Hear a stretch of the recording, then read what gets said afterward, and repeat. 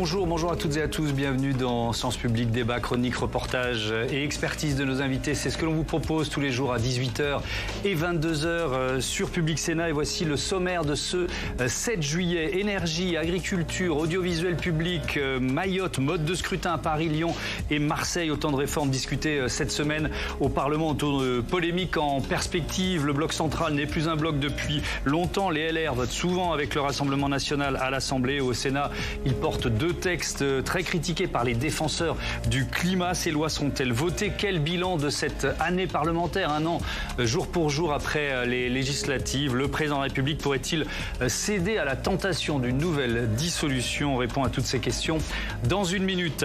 Et puis dans la seconde partie de notre émission, c'est un retour en arrière que l'on va analyser, celui du télétravail 5 ans après la crise Covid.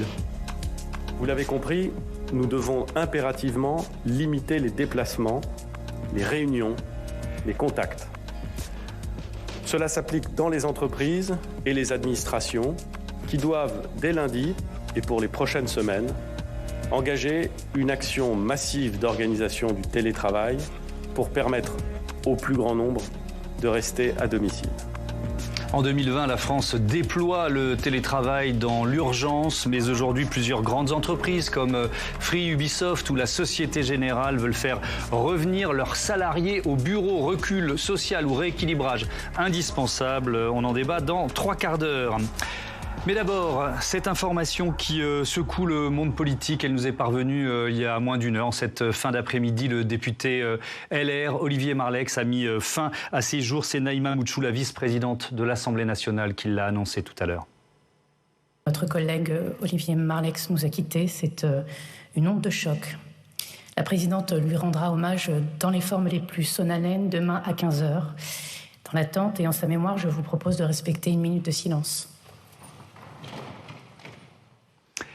Et on va consacrer la première partie de notre débat politique à la disparition de Olivier Marleix. Je vous présente tout de suite nos invités. Valérie Lecable, bonsoir. Bienvenue, vous êtes éditorialiste politique au site lejournal.info. Benjamin Morel, bonsoir. Bonsoir. Bienvenue, constitutionnaliste. Vous publiez Le nouveau régime ou l'impossible parlementarisme aux éditions Passé Composé. Lou Fritel, bonsoir. Bienvenue à vous. Vous êtes reporter politique en charge du suivi des droites à Paris Match. Et Mickaël Darmon, éditorialiste politique. Bonsoir Mickaël, bienvenue à vous. Olivier Marleix, député LR d'Eure-et-Loire, ancien président du groupe LR à l'Assemblée. Il a donc mis fin à ses jours. Valérie Lecable, il avait 54 ans. Déjà, c'est comme toujours, quand on parle de suicide, il y a ce choc, cette onde de choc pour le monde politique. Oui, c'est un choc terrible, c'est totalement inattendu. C'est la mort d'un homme dans des circonstances qui sont assez dramatique, et tout d'un coup cette interrogation, que s'est-il passé? Olivier Marleix est un homme politique qui avait une excellente réputation, qui avait dirigé le groupe Les Républicains à l'Assemblée nationale. Il avait la réputation d'être particulièrement éthique, très à cheval sur le respect des règles. Il avait obtenu le prix de l'anticorruption par Anticor de la charte de l'éthique.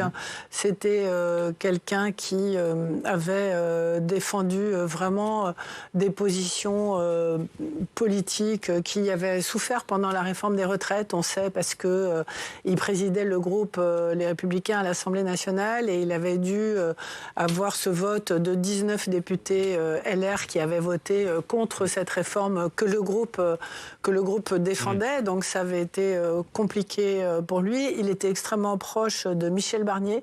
Il avait soutenu sa candidature à la primaire de 2022 quand il s'était présenté à la primaire de 2022, et il avait œuvré à ses côtés quand Michel Barnier a été nommé à Matignon. Donc c'est une grande perte pour le monde politique. C'est quelqu'un que tout le monde appréciait, qui était consensuel, et on ne peut que regretter bien sûr cette disparition. Consensuel, mais qui était aussi un adversaire politique tenace. D'ailleurs, ces adversaires politiques sont nombreux à l'avoir signalé en cette fin d'après-midi. On va évidemment égrener un certain nombre de réactions, et d'abord celle du président de la République, Emmanuel Macron, qui dit « La disparition d'Olivier Marleix plonge notre Parlement en deuil. Homme politique d'expérience, il défendait ses idées avec conviction. Je respectais aussi nos différends, puisqu'il se plaçait à la lumière de notre amour du pays. J'adresse mes condoléances à sa famille, à son père Alain et à tous ses compagnons d'engagement. » Parce que Benjamin Morel, il faut rappeler qu'il était tombé tout petit en quelque sorte dans la politique, parce que son père était lui-même député européen, secrétaire d'État à l'époque Nicolas Sarkozy. Sa maman Evelyne était aussi maire d'un village du Cantal. Bref, c'était sa vie la politique. Oui, c'était sa vie la politique. Il l'a évidemment eu au berceau, et c'était à la fois sa vie et en même temps quelque chose qu'il avait chevillé au corps avec des convictions qui étaient des convictions réelles. C'est une vraie famille de gaullistes historiques, et lui s'ancrait réellement, pas seulement dans une vision, je dirais, très molle, très vague de ce que pourrait être la droite, vraiment avec des convictions gaullistes extrêmement campées, avec parfois, Emmanuel Macron l'évoque en filigrane, des oppositions très très fortes sous les dernières législatures avec ce qu'avaient pu faire les macronistes. Il avait lancé notamment la charge sur la question de l'énergie. Donc on voit qu'on a une personnalité qui était une personnalité de conviction, des convictions qui pouvaient l'amener, ça a été évoqué tout à l'heure, mais à être parfois un opposant et un adversaire politique résolu, mais avec une vraie colonne vertébrale idéologique, avec de vraies convictions, en effet éthiques, quelqu'un d'assez droit dans ses bottes, qui d'une certaine façon, en cela, faisait fondamentalement du bien à la vie politique. Oui, et on va entendre et lire d'autres réactions politiques, celle de Nicolas Sarkozy, par exemple. Je vous disais tout à l'heure que le père d'Olivier Marleix, Alain Marleix, avait été secrétaire d'État de Nicolas Sarkozy quand il était à l'Élysée. C'est avec une immense tristesse que j'apprends la disparition tragique d'Olivier Marleix. Olivier fut un collaborateur précieux à l'Élysée. C'est vrai qu'il a travaillé directement avec Nicolas Sarkozy à l'Élysée, soutien fidèle dont l'engagement ne m'a jamais fait défaut. Il était avant tout un député passionné, profondément attaché à son territoire et à ses habitants. Mes pensées émues vont à sa famille et à ses proches. La France perd aujourd'hui un serviteur exemplaire. Et puis je vous propose une autre réaction, évidemment très proche, celle de Bruno Retailleau, le président du parti LR. Je suis infiniment triste d'apprendre la terrible nouvelle de la mort de notre cher Olivier Marleix. Je pense très fort à sa famille, ses proches, ses collègues. Notre peine est immense. Lou Fritel, vous suivez les droites pour Paris Match depuis des années, donc vous avez forcément côtoyé Olivier Marleix. Est-ce que c'était un politique avec qui c'était facile ou difficile de travailler ? C'était quelqu'un d'entier. Donc c'est vrai que ce qui était intéressant avec Olivier Marleix, c'est que vous parliez énormément de fond et que ses positions, ses prises de position au Parlement reflétaient ce fond.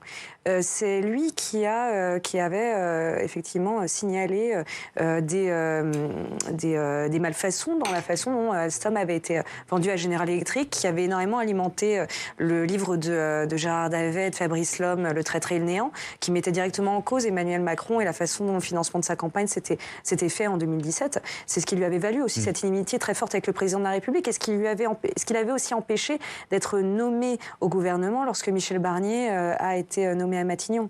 Il en avait conçu une certaine, pas une aigreur, mais en tout cas une grande déception. C'est vrai qu'Olivier Marleix avait pu aussi se mettre en partie un certain nombre de députés à dos lorsque, durant la dernière législature, Olivier Marleix, il ressemble beaucoup à un notable de province. C'est quelqu'un de grand, c'est quelqu'un qui avait toujours une mise parfaite, mais c'était vraiment un révolté. Et il avait pris la tête d'un groupe qui, alors que lui-même était finalement un peu frondeur dans ce groupe, et avait dû arrondir les angles, peut-être parfois contre l'avis de ceux qui avaient pu l'accompagner dans sa révolte. Et il avait été à la manœuvre aussi pour faire tomber cette loi immigration, pour cette motion de rejet qui avait permis justement un durcissement de la loi immigration. Il avait fait un coup à ce moment-là, personne n'y croyait forcément. Et il était aussi celui qui voulait le plus censurer le gouvernement en vue du budget 2024, ce qui avait conduit Emmanuel Macron, notamment en partie, à prononcer cette dissolution plus tôt que prévu. Oui. Il est celui aussi qui avait compris qu'il ne pourrait pas imposer de discipline de groupe avec les députés qui étaient revenus de cette campagne législative et qui avaient tous été élus sur leur propre nom et non pas sur l'étiquette du parti qui était à l'époque très très affaibli. Et donc il avait décrété d'emblée que la règle ce serait qu'il y aurait de la liberté. Et de ce point de vue-là, il avait montré une forme voilà, avec toutes les convictions effectivement dont il a pu faire preuve, il avait montré aussi une forme d'intelligence politique pour pouvoir justement maintenir une cohésion dans un groupe qui justement se définissait par le fait qu'il voulait voter librement selon chacun leurs intérêts politiques propres, parce que chacun était revenu de cette campagne en disant c'est sur mon nom que j'ai été élu et pas sur l'étiquette du parti.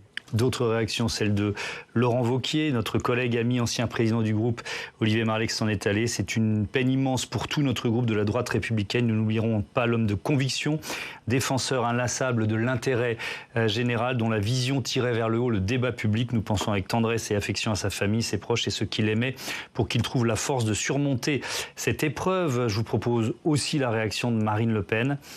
Nous apprenons avec tristesse le décès d'Olivier Marleix, député depuis 2012, président du groupe Les Républicains de 2022 à 2024, élu de terrain, rigoureux, engagé au service de ses idées.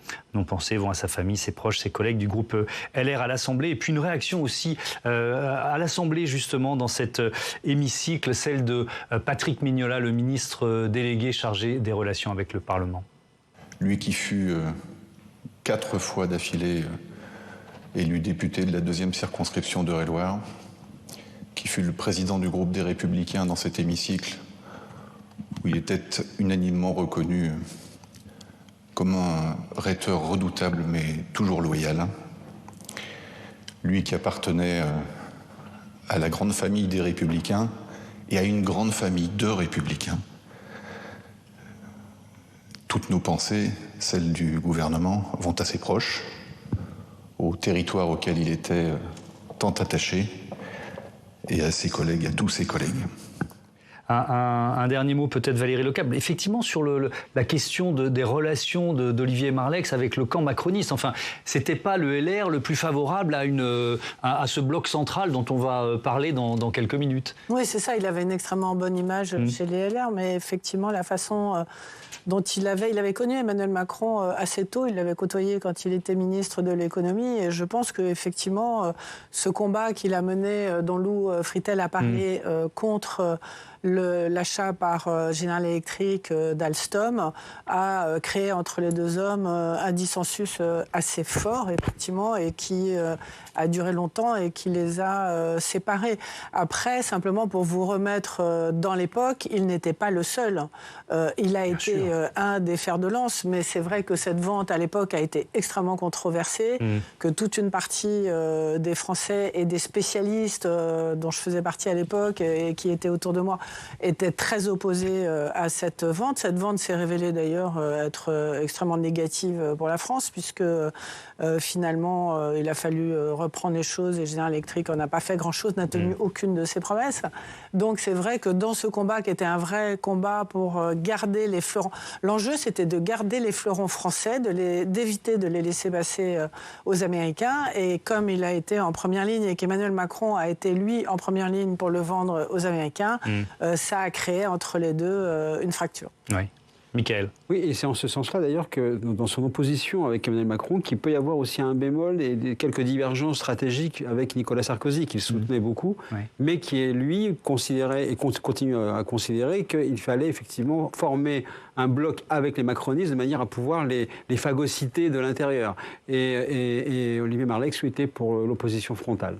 Un dernier mot, Lou Fritel, c'est vrai que depuis que Laurent Wauquiez avait pris la présidence du groupe LR à l'Assemblée, Olivier Marleix avait un petit peu disparu des radars médiatiques, on peut aussi dire ça. On peut le dire, et c'est vrai que ce qui lui avait été reproché, c'était...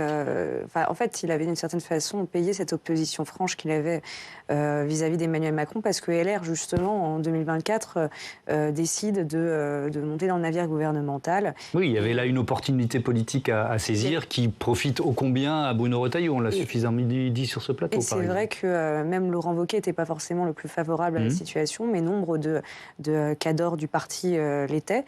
Et Olivier Marleix, dans cette précédente législature, avait été le fer de lance des anti-coalitions. Et donc, il en avait, par sa surexposition, il en avait d'une certaine façon payé le prix. Et puis Olivier Marleix aussi, sur le fond, c'était pas un libéral, c'était quelqu'un qui était plutôt un tenant de la droite sociale, qui parlait beaucoup de la sécurité sociale, qui n'était pas forcément très fan David Lisnard ou d'autres dans le discours politique. Donc c'est vrai que cette ligne idéologique qui a pu plus s'imposer entre 2022 et 2024, aujourd'hui se retrouve mise au banc. Et d'ailleurs, les députés qui ont été réélus ne sont pas forcément sur cette ligne. Et s'il y en a qui le sont, ou ils le taisent, ou alors sont plutôt des Aurélien Paradier qui sont sortis du groupe.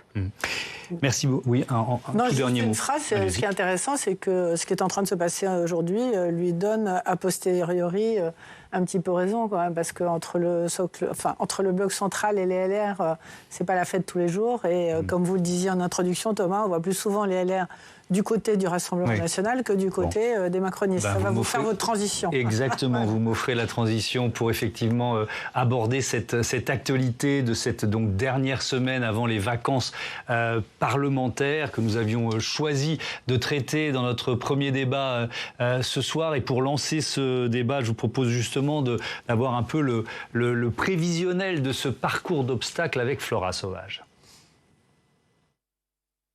Avant de quitter l'hémicycle vendredi soir, la semaine s'annonce chargée pour les parlementaires. Au menu de la session extraordinaire, députés et sénateurs ont de nombreux textes à examiner. Au programme, réforme du mode de scrutin à Paris, Lyon et Marseille, refondation de Mayotte, loi du plomb, programmation énergétique et réforme de l'audiovisuel public. Autant de propositions de loi à voter en un temps record. Moi, je voulais cette session extraordinaire parce que déjà, je ne comprenais pas qu'on puisse imaginer que les députés partent en vacances le 30 juin, là où les Français travaillent bien plus, et c'est bien normal. Et on voulait terminer un certain nombre de textes, et donc c'est le cas, un peu faire le ménage avant la fin de la session. La semaine s'ouvre à l'Assemblée avec la réforme du mode de scrutin des municipales à Paris, Lyon et Marseille. La semaine se poursuivra ensuite avec l'examen de la loi du plomb déjà votée par le Sénat, visant à réintroduire l'acétamipride, un pesticide interdit depuis 2018. Au Sénat, l'ambiance s'annonce électrique après l'examen de la loi Grémillet sur la programmation énergétique, après que Bruno Retailleau a plaidé pour la fin des subventions publiques à l'éolien et au photovoltaïque. Un calendrier très dense pour cette dernière semaine avant la pause estivale. C'est pas simple, comme vous l'imaginez.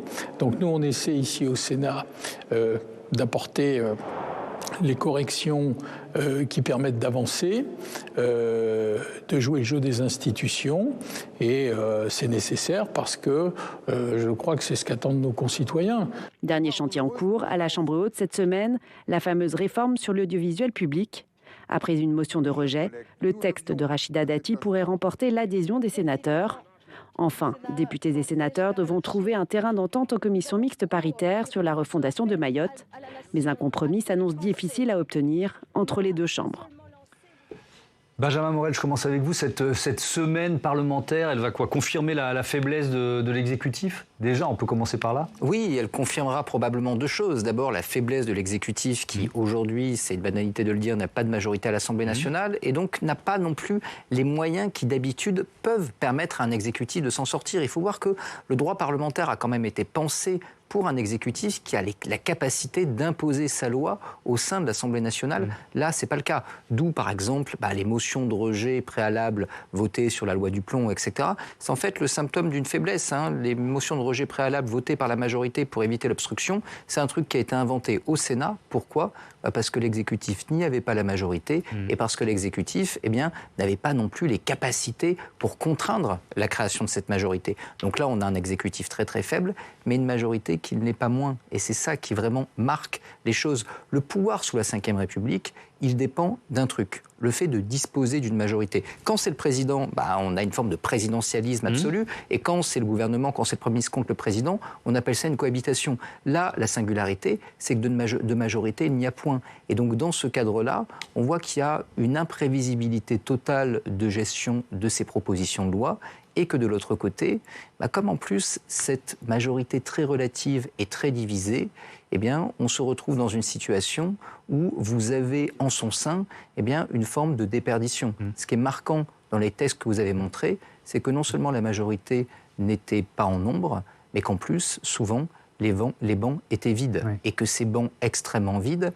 faisaient qu'il y a une forme de renonciation de la part des députés de la majorité à tenter, ne serait-ce qu'un peu, d'imposer aujourd'hui leur point de vue, partant du principe que c'est peut-être en CMP que ça se réglera, ou ici, au Sénat, et plus sur les bancs de l'Assemblée. En CMP, en commission mixte paritaire. Tout ça a démarré évidemment il y a un peu plus d'1 an, la dissolution. Il se trouve que cette semaine, Emmanuel Macron retrouve aussi le pouvoir de la dissolution. On y viendra un petit peu plus tard, mais est-ce que sur ces textes, Valérie Lecable, il y a une hypothèse ou une probabilité que le gouvernement François Bayrou tombe ou pas?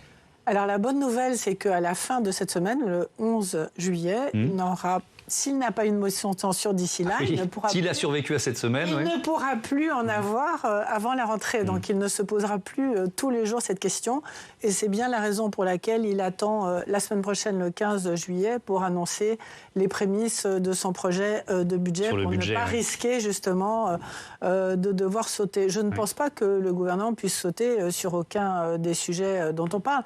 Mais en revanche, ce qui me frappe, et ça a été dit dans votre sujet, c'est qu'autant de textes aussi importants doivent passer aussi rapidement, aussi vite, à la va-vite. Non, mais vous vous rendez compte, on est quand même en train de parler du scrutin pour les élections municipales à Paris, Lyon et Marseille, sur lequel on n'a pas besoin de dire qu'il n'y a pas du tout de consensus, que absolument personne n'est d'accord et que ça passe à la hussarde. La commission mixte paritaire n'a pas réussi à se mettre d'accord et ils vont quand même essayer de le faire passer à la hussarde.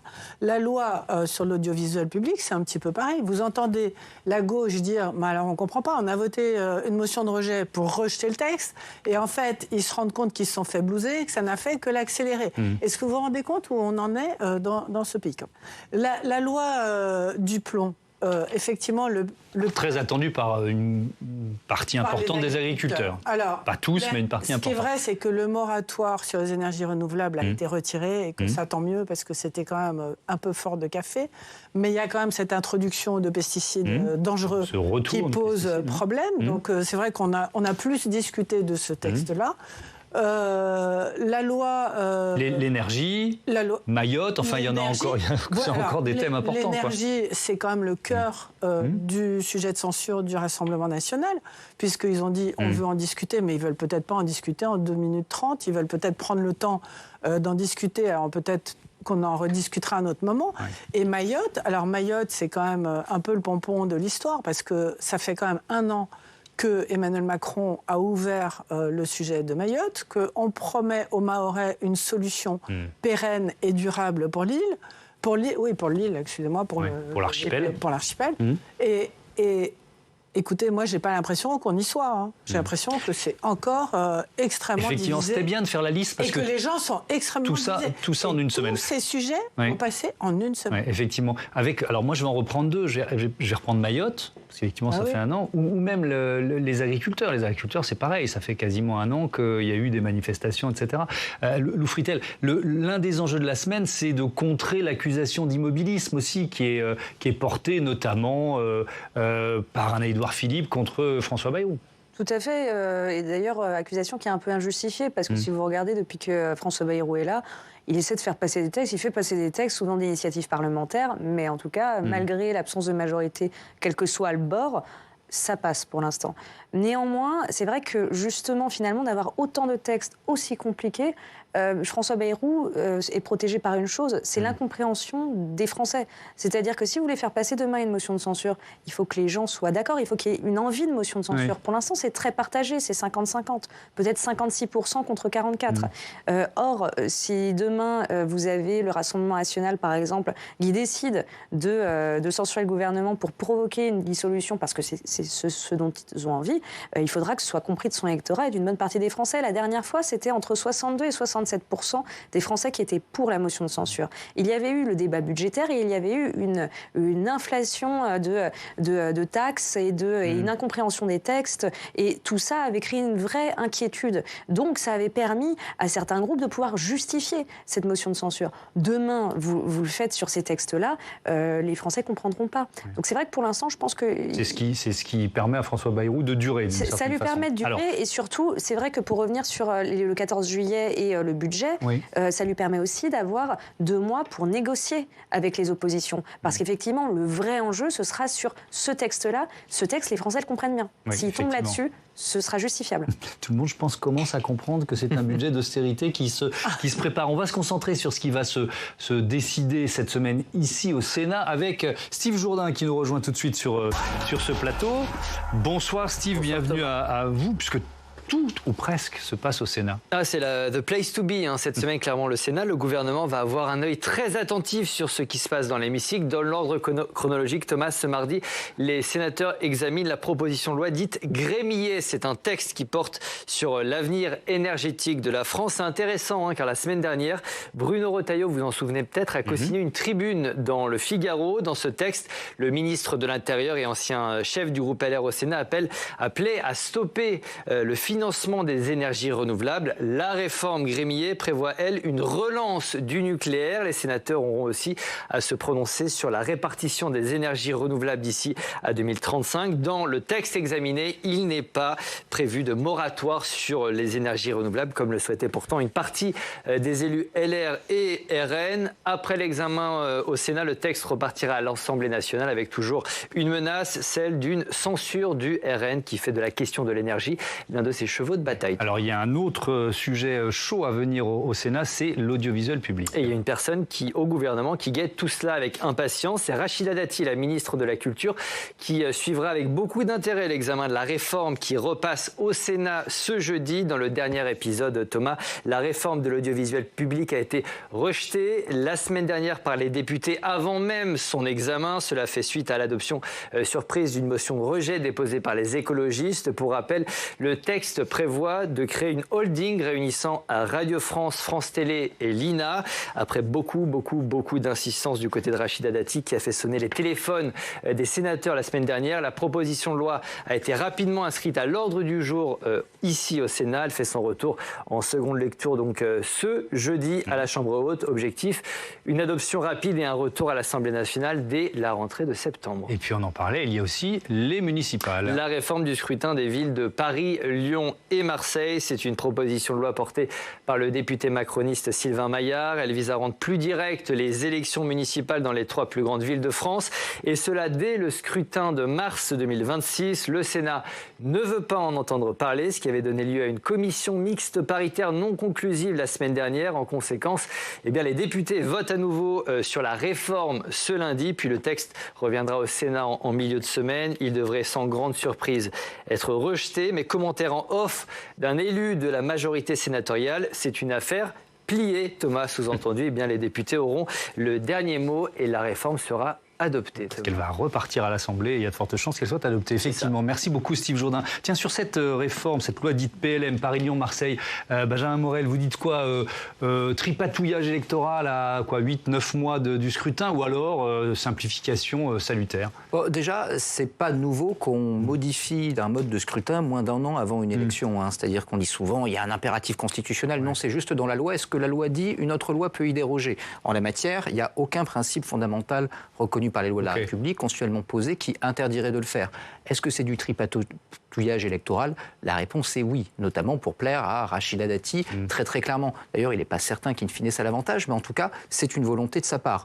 De l'autre côté, on a un mode de scrutin PLM qui objectivement est incompréhensible, pas clair. Je suis sûr que vous posez la question à nos concitoyens, il n'y a pas grand monde, même chez les électeurs des villes en question, qui savent vous expliquer pourquoi c'est comme ça. Mais paradoxalement, qui est plus pluraliste que ce qui est proposé. Parce que lors d'une élection municipale classique, vous avez votre élection du conseil municipal et ensuite vous avez une prime majoritaire de 50%. Alors là, ce serait que 25%. Mais vous voyez que vous avez une majorité aux ordres du maire et qu'il y a une concentration du pouvoir dans les mains du maire qui est extrêmement importante. L'avantage, entre guillemets, de PLM, très imparfaite, c'est que malgré tout, vous avez plus de pluralisme dans votre conseil municipal parce que ça se joue par arrondissement. Donc il n'est pas sûr que ce soit un si grand progrès démocratique, cette réforme-là. Néanmoins, ça rend les choses plus lisibles. Ce qui est très intéressant quand même d'un point de vue politique, c'est que là, on donne le dernier mot à l'Assemblée nationale. Donner le dernier mot à l'Assemblée nationale pour faire plaisir à Rachida Dati, alors que le gouvernement va avoir besoin de la majorité sénatoriale pour son budget. Souvenez-vous, la dernière fois, le budget il a été fait ici. C'est quand même un gros risque politique. Espérons qu'à Matignon, il ait été calculé. À Matignon et à l'Élysée peut-être aussi. Valérie Lecable, est-ce que Paris est gagnable par Rachida Dati, puisqu'effectivement elle est un peu au centre du jeu, même sans cette réforme d'après vous? Écoutez, c'est tout l'enjeu, mais je suis d'accord avec Benjamin, c'est pas sûr que cette réforme change considérablement la chose. Ce qui va changer là, c'est que les Parisiens, au lieu d'être dans un vote indirect, ou de voter pour leur arrondissement et pour leur maire d'arrondissement, et que ce soit le maire d'arrondissement qui vote pour le maire, ils vont voter en direct. On passe du scrutin des États-Unis au scrutin en France habituellement. Donc ça a du sens. Ce qui n'a pas beaucoup de sens, c'est effectivement tout ce qui vient d'être expliqué. C'est que c'est pour faire plaisir à Rachida Dati, c'est que c'est fait à la hussarde. Et vous savez très bien que le groupe Les Républicains n'est pas d'accord entre l'Assemblée nationale et le Sénat. C'est quand même, ça a dû arriver dans le passé, mais c'est quand même assez original. C'est-à-dire que, en fait, Laurent Wauquiez avait dealé le soutien de Rachida Dati pour la candidature à la tête de LR contre son soutien sur la loi PLM. Et on sait très bien que Gérard Larcher n'est pas content d'une disposition qui est extrêmement mal ficelée dans cette loi, et il a tout à fait raison, c'est que les maires d'arrondissement ne seront pas automatiquement conseillers de Paris, ce qui est une erreur en fait. Enfin, je ne sais pas pourquoi ça a été conçu comme ça, mais c'est ça. Et donc, les conseillers de Paris sont quoi? Sont des grands électeurs de quoi? Des sénatoriales. Donc, en fait, ça risque par boomerang d'avoir un effet sur le nombre de sénateurs. Il y en a 5 à Paris actuellement, et il pourrait éventuellement y en avoir moins si ces fameux maires d'arrondissement n'étaient plus des grands électeurs à la suite de cette loi PLM. Donc vous retrouvez dans quelque chose de tellement complexe et de tellement mal fagoté que finalement le même parti politique n'a pas le même avis à l'Assemblée nationale et au Sénat. Bon, je vous l'ai dit tout à l'heure, cette semaine elle est aussi marquée par le retour pour Emmanuel Macron d'un pouvoir qu'il n'avait plus depuis un an, le pouvoir de la dissolution. Ce qui est sûr, c'est que la perspective n'enchante pas la présidente de l'Assemblée nationale, Yaël Braun-Pivet. Cette Assemblée nationale, elle est la dernière expression politique et démocratique des Français. Elle date d'il y a un an. Je ne suis pas bien convaincue que les Français diraient autre chose dans les urnes que ce qu'ils ont dit il y a un an. Et donc, jeter l'Assemblée nationale parce qu'elle ne nous plaît pas, je trouve que démocratiquement, moi, ça me pose un vrai problème. Et puis, à nouveau, je pense que ça ne servirait à rien. Cette Assemblée nationale, il faut la faire fonctionner. Et puis, il ne faut pas résumer l'action d'un gouvernement à l'Assemblée nationale. On est en 5e République, le gouvernement détient beaucoup de pouvoirs, beaucoup de modalités d'action. Ce n'est pas parce qu'il n'y a pas de majorité à l'Assemblée nationale que le gouvernement est empêché. Et pourtant, Mickaël, on a vraiment ce sentiment de fêter l'an 1 de l'année du chaos. On a assisté aux effets d'un dérèglement politique à l'Assemblée. Et oui, avec des manifestations de phénomènes dus justement à ce dérèglement de climat politique, des propositions de loi, initiatives de députés qui sont venus remplacer les projets de loi du gouvernement, et qui se sont d'ailleurs, les 10 projets de loi, évaporés pour faute de majorité pour laisser passer les textes. Donc résultat, les PPL, comme on dit, émanant donc des députés et non du gouvernement, ont souvent répondu à des agendas personnels et ont souvent été mal ficelés parce qu'elles ne sont pas d'abord soumises au Conseil d'État pour pouvoir donc bien les écrire, bien les réguler. En revanche, elles sont souvent au fond le résultat d'un tas de conseils, c'est-à-dire les sondages, les ambitions, les arrière-pensées, au risque d'ailleurs et au péril pour leurs auteurs. La PPL Attal qui voulait donc réformer la justice pour les mineurs a été largement censuré par le Conseil constitutionnel en juin 2025. Autre phénomène de ce dérèglement politique, on a vu aussi en juin comment des élus de Renaissance ont décidé de s'opposer au projet de loi de simplification qui émanait justement de la majorité, de leur camp, mais ils s'y sont opposés en vote solennel parce qu'ils jugeaient le texte beaucoup trop dénaturé et n'acceptaient pas la suppression des zones à faible émission. Et puis on va faire un peu la liste des différents partis politiques représentés. Là aussi, le climat de ces guerres a amélioré. Ah oui, alors on a vu les insoumis continuer à s'enfermer dans le bruit et la fureur. On a vu une droite au socle étroit prendre les rênes du gouvernement, prouvant que, effectivement, avec Mme Macron, les perdants sont les gagnants. On a vu une majorité présidentielle devenir une ex-majorité et s'agréger avec LR, le MoDem et Horizon dans un pacte de socle commun devenu rapidement le tacle commun. Et au milieu de tout ça, on a vu un parti socialiste qui a pu s'allier avec le Rassemblement national pour faire tomber le gouvernement Barnier et se mettre d'accord pour laisser vivre un temps le gouvernement Bayrou. Ça, c'est l'alternance version RN, un jour la cravate, un jour la cravache. Effectivement, c'est l'alternance. En sous-main, on a vu aussi, il faut le savoir, et on le sait, les députés du socle commun, très souvent, se tournaient discrètement vers les députés RN pour savoir s'ils pouvaient voter, si on pouvait faire un texte et faire passer une majorité. Aujourd'hui, le RN semble à nouveau tenir entre ses mains le sort du gouvernement Bayrou et menace de censurer le gouvernement, avec une différence tout de même, vous l'avez dit, bien sûr, le président de la République retrouve son droit de dissoudre l'Assemblée et de provoquer éventuellement de nouvelles élections législatives en cas de censure du gouvernement, c'est-à-dire en clair de rajouter du chaos au chaos, parce que pour ce qui est de la clarification politique, but déclaré officiel de la dissolution, on a bien compris que le but a largement été loin d'avoir été atteint. Oui, effectivement. Lou Fritel, c'est de la politique fiction, une nouvelle dissolution ? Non, c'est pas une, non, c'est pas une politique fiction. Donc le RN, effectivement, a ce pouvoir, mais il y a aussi le PS. La question, c'est... Je parle pas de censure, hein, je parle de dissolution par le président de la République. S'il y a une motion de censure, qu'est-ce qui se passe ? On met Sébastien Lecornu, mais Sébastien Lecornu, c'est un macroniste pur sucre. Donc là, en l'occurrence, la raison pour censurer est encore plus forte qu'à François Bayrou. Et ensuite, qu'est-ce qui se passe ?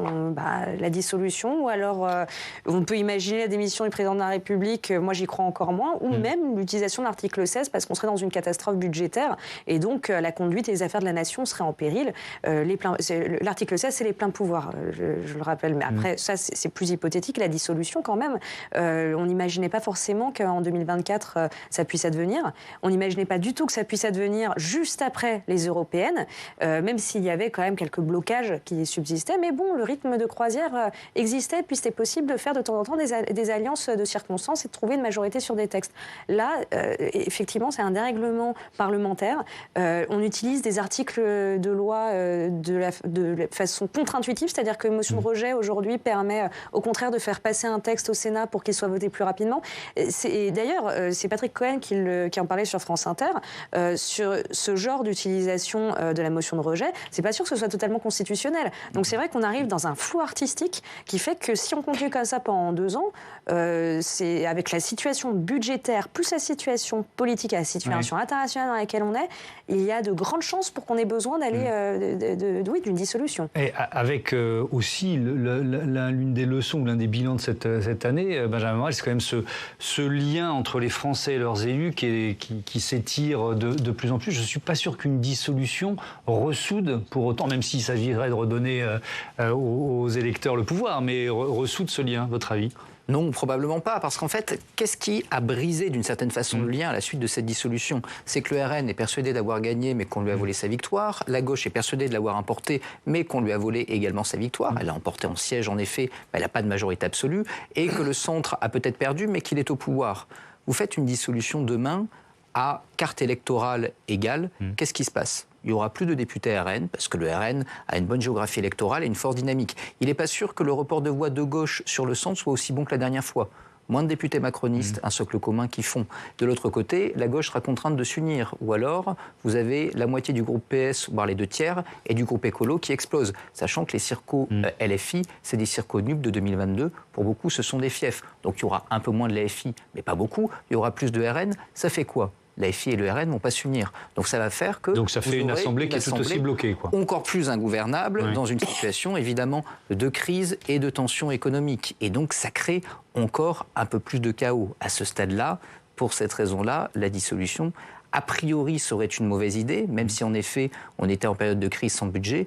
Mais je ne fais pas partie de ceux qui, il y a 1 an et 1 mois, vous auraient dit il va dissoudre, c'est évident. Ça, je pense qu'il n'y avait pas grand monde autour de la table. Je resterai extrêmement modeste. On est bien d'accord, ça nous a appris la modestie aux uns et aux autres, Valérie Lecap. En fait, ce qui est très intéressant, c'est qu'on voit qu'il n'y a pas d'issue, il n'y a aucune bonne solution en vérité. Parce qu'on vous explique que Emmanuel Macron ne peut plus supporter François Bayrou, il l'a recadré à plusieurs reprises, ça commence à l'énerver, cet immobilisme, le fait qu'il ne tienne pas ses ministres, Bruno Retailleau aussi, qui était le populaire du gouvernement, a été recadré. Et on sent bien que Emmanuel Macron, alors que ce n'est pas sa décision à lui, aimerait bien effectivement changer de Premier ministre, mettre un Sébastien Lecornu avec qui il se sentirait beaucoup plus à l'aise et avec qui il s'entend beaucoup mieux. La deuxième chose, c'est qu'on voit mal, sincèrement on voit mal comment François Bayrou va éviter une motion de censure sur son budget. C'est ça le sujet en fait. On voit mal parce qu'à l'heure d'aujourd'hui, ils sont tous prêts à censurer. Alors j'ai lu un petit écho à droite à gauche disant que les réunions qui sont en train de se tenir avec les partis politiques se passent plutôt mieux que prévu. Ils ont l'air d'être un petit peu moins énervés que ce qu'ils pensaient. Ils sont tous reçus en ce moment. On est en train de tester un peu auprès d'eux les solutions, les possibilités, etc. Ils sortent pas aussi en colère qu'on aurait peut-être pu imaginer. Mais ce que je veux dire, c'est que si jamais il y avait une motion de censure, Emmanuel Macron serait obligé de changer de Premier ministre. Il serait obligé. Et il mettrait qui? Sébastien Lecornu, sans doute, on ne sait pas. Pour l'instant, on n'a pas entendu d'autres noms que celui-là. Donc, ça ne changera strictement rien. Mais pour autant, il ne peut pas dissoudre. Je veux dire, s'il dissout, c'est le saut dans l'inconnu tout de suite. Enfin, c'est vraiment le... Parce que à 35%, on ne sait même pas si le RN gagnerait et conserverait autant de voix qu'avant. Parce qu'entre-temps, il y a quand même eu la condamnation de Marine Le Pen, qui n'est pas nulle. 65% des Français ont approuvé la condamnation de Marine Le Pen. Est-ce que le nouveau Front populaire se reconstituerait une deuxième fois? J'en suis certainement pas sûre du tout, parce que, étant donné la bagarre qu'il y a eu au Parti socialiste au Congrès de Nancy, je ne pense pas que l'aile des opposants signerait une deuxième fois. Donc, c'est vraiment le saut dans l'inconnu. Grave, quoi. Oui, effectivement. Vous avez évoqué la question du budget et de ces discussions, de ces tractations qui se déroulent à Bercy. Il y a peut-être ce qui se dit en off, et puis il y a les déclarations officielles. Par exemple, Olivier Faure, qui était sur France Info ce matin. Question de l'année blanche, bonne ou mauvaise idée? Voilà ce qu'il répond. C'est une mauvaise idée. C'est une mauvaise idée parce que, en fait, selon l'OFCE, cette mesure-là, elle frappe aux 2/3 les ménages modestes et moyens. Pourquoi? Tout simplement parce que, en réalité, elle vient frapper les services publics, elle vient frapper la protection sociale, parce que quand vous n'augmentez pas au rythme de l'inflation, c'est moins de moyens pour l'hôpital, c'est moins de moyens pour les écoles, c'est moins de moyens pour la police, c'est moins de moyens pour celles et ceux qui, aujourd'hui, contribuent à notre confort et à notre bien-être. Donc, il y a bien là un sujet. Et donc, c'est en plus l'absence de choix. Ça veut dire que, finalement, on est sur pilotage automatique et on considère que le gouvernement ne sert à rien. Donc, Benjamin Morel, est-ce qu'on risque de revivre ce qu'on a vécu à la fin de l'année 2024, c'est-à-dire une France sans budget?